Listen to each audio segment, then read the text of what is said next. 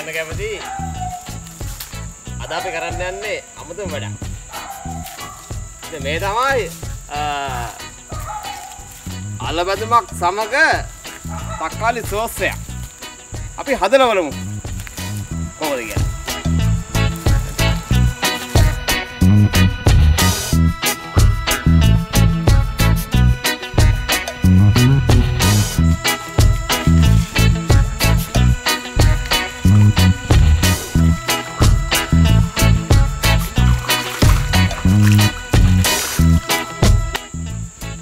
අපි තක්කාලි සෝස් එකක් සෑදීම සඳහා ප්‍රථමයෙන් ලිපස් හදා ගන්නවා.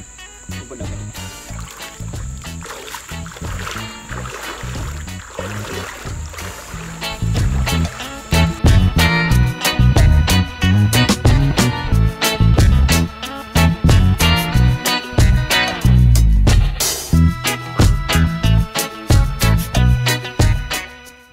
තක්කාලි සෝස් එක සාදා ගැනීමට අපි ප්‍රථමයෙන්ම තක්කාලි හොඳින් සෝදා ඒ තම්බා ගන්න ඕනේ.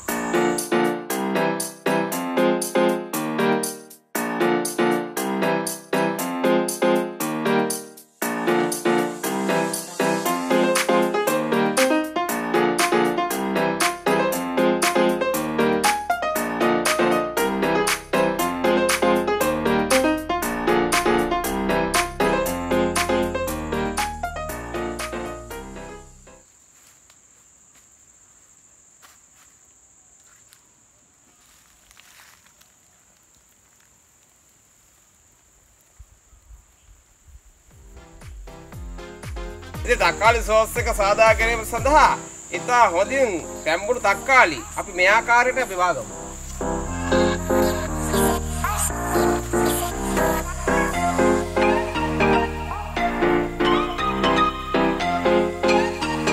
ඉතින් මේ ආකාරයෙන් හොඳින් තම්බාගත් තක්කාලි අපි ඉතා සියුම්ම වැට කරගන්නවා. වැට කරගත්තොත් තමයි අපිට හරියාකාර තක්කාලි සෝස් එකක් සාදාගන්නට පුළුවන්.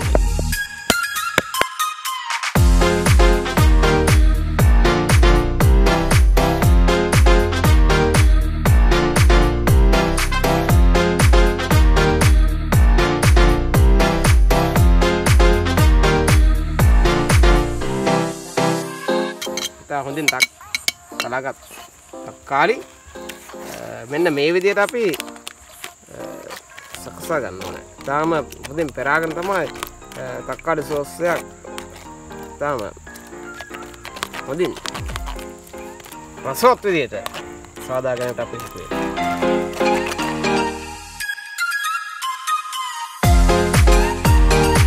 මේ රසවත් වීම සඳහා මේට සීනි ස්වල්පයක් අපි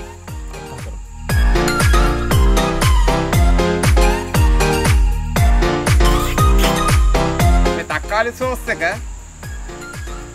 හොඳ පදමට එනකන් අපි හොඳින් මෙන්න මේ විදිහට හොඳි ගන්න.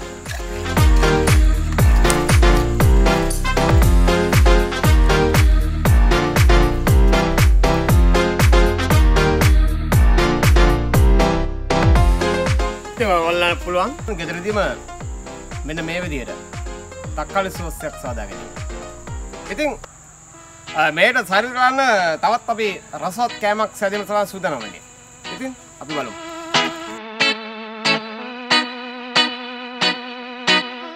ඉතින් අපි තක්කාලි සෝස් එකක් සාදාගත් විදිහට අපි ඒට සරිලන කෑමක් තමයි අලබැදුම චිප්ස් එක. ඉතින් අපි බලමු මේ ඊටාම හොඳින් සාදාගෙන අපි රසවත් විදිහට තක්කාලි සෝස් එක කාලා බලමු. ඉතින් අලබැදුම සාදා ගැනීම සඳහා වෙන්න මේ ආකාරයට මේ අලගඩිය තාම හොඳින් සුද්ධ කරගන්න ඕනේ.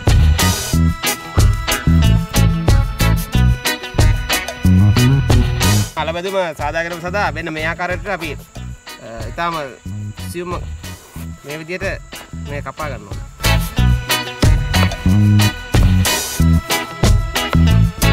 මේ රසවත් වීමට හේතුවක් වෙන්නේ මේ ඊටාම සියුම් කපා ගන්නකොට තමයි. මෙන්න මේ විදිහට.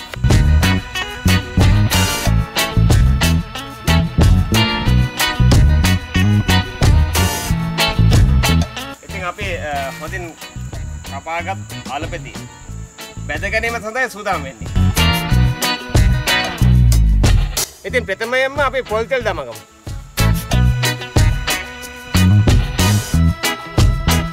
ඉතින් මේ පොල් තෙල් පැසීම සඳහා හරියාකාර අපි ගින්දර යොදා ගන්න ඕනේ. මෙන්න මේ ආකාරය.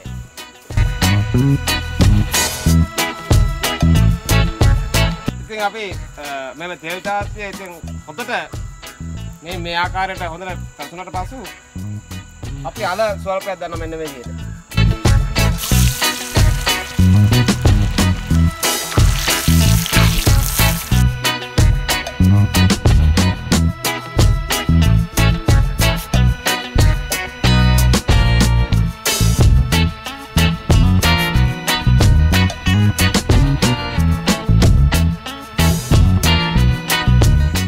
අතරම මේ අලබැදුම වැඩි වේලාවක් බැඳ ගන්න හොඳ නැහැ.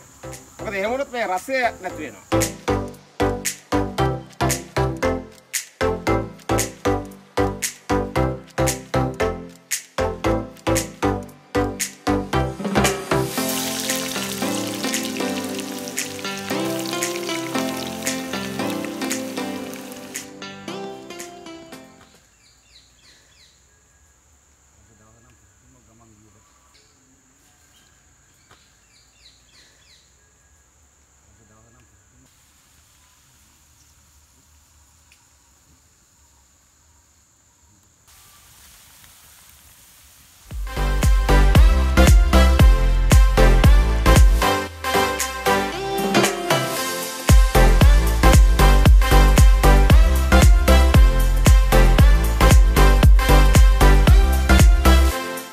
අසිරිමත් වූ මේ ඇලවුරේ අපි සාදාගත් අලබැදුම රස බැලීම සඳහා අපි ලුණු ස්වල්පයක් එක්ක අකුරු කරමු.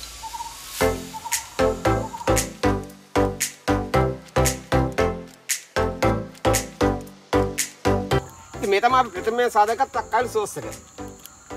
ඉතින් තක්කාලි සෝස් එක රස බැලීම සඳහා අපි දෙවනුව සාදාගත් කෑම තමයි අලබැදුම. ඉතින් බලමු යා මාස්ස කොහොමද පොඩ්ඩක් රස බලන්න. ඉතින් ඔයගොල්ලන්ට පුළුවන් මේ ආකාරය විදිහට.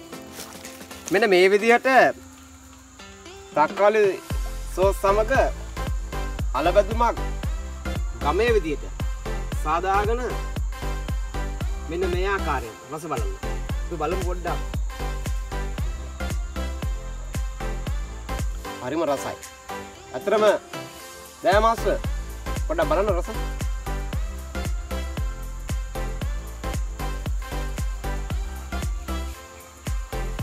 බොහොම රසයි.